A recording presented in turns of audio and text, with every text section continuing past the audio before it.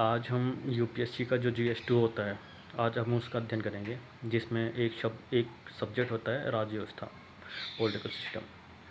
तो चलो शुरुआत करते हैं। राज्य व्यवस्था यानी पॉलिटिकल सिस्टम दो शब्दों से मिलकर बना होता है। एक होता है पॉलिटी और दूसरा होता है सिस्टम। जो पॉलिटी है ये ग्रीक वर्ड है जिसका अर्थ होता है सिटी ऑफ स्टेट। पॉलिटी एक ग्रीक वर्ड है जिसका अर्थ होता है सिटी ऑफ स्टेट, ठीक है। और जिसे आपने हिस्ट्री में मौर्य काल पढ़ा होगा, है ना, मौर्योत्तर काल, उसमें आप जनपद पढ़ते हो, है ना, मगध पढ़ते हो, इंद्रप्रस्थ पढ़ते हो, है ना, कुरु पढ़ते हो, ये पढ़ते हो ना आप। वैसे ही आप वहाँ पे, यहाँ पे जनपद बोल देते हैं, वहाँ पे सिटी ऑफ स्टेट बोलते हैं। तो पॉलिटिक्स और उसका ही अपभ्रंश होते होते, सुधार होते होते उसका नाम क्या पड़ गया, पॉलिटी पड़ गया। अब आता है सर पॉलिटी समझ में आया। सिस्टम क्या होता है? सिस्टम दो या दो से मिलकर बने तत्वों का ऐसा समूह होता है जो आपस में अंतर्संबंधित और स्वतंत्र भी होते हैं और अंतर्संबंधित भी होते हैं। यानी सिस्टम सेट ऑफ एलिमेंट होता है जो आपस में इंटरकनेक्टेड भी होते हैं और इंडिपेंडेंट भी होते हैं, ठीक है। अब आता है कि सर पॉलिटी भी समझ में आ गया, सिस्टम भी समझ में आ गया।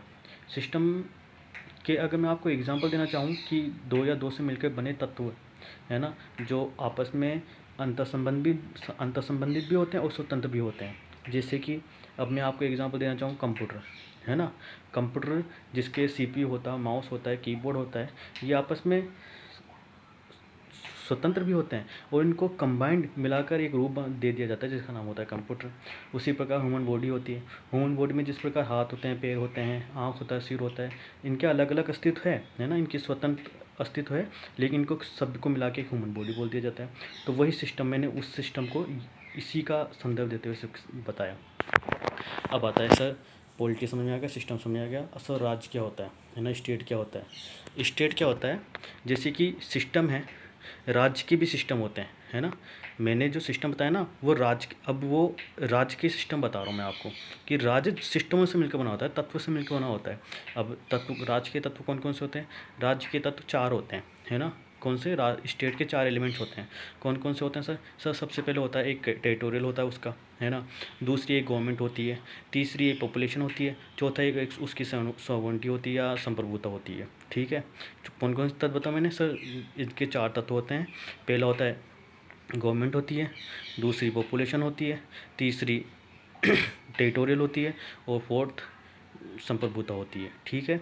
अब बात आती है कि सर आपने पॉलिटी भी बता दिया, सिस्टम भी बता दिया और स्टेट भी बता दिया, लेकिन सर एक चीज़, बेसिक चीज़ बता दो हमें कि हम पॉलिटी पढ़ते हैं, लेकिन हम पॉलिटी पढ़ते पढ़ते एकदम संविधान में कैसे एंटर कर जाते हैं सर, ये तो बताओ हमें। तो मैं आपको ये बता देता हूँ कि जब अपन पॉलिटी पढ़ते हैं तो पॉलिटी पढ़ते पढ़ते अपन संविधान के एलिमेंट पढ़ते हैं, और संविधान के एलिमेंट और हम पॉलिटी पढ़ते पढ़ते राज पढ़ते हैं, और राज के एलिमेंट जो 4 एलिमेंट जो मैंने बताए ये संविधान में डिस्क्राइब किए हुए हैं, इसलिए अपन संविधान को पढ़ते हैं। अब आपको ये चीज़ समझ में आई तो थैंक यू, और वीडियो देखने के लिए थैंक यू, धन्यवाद।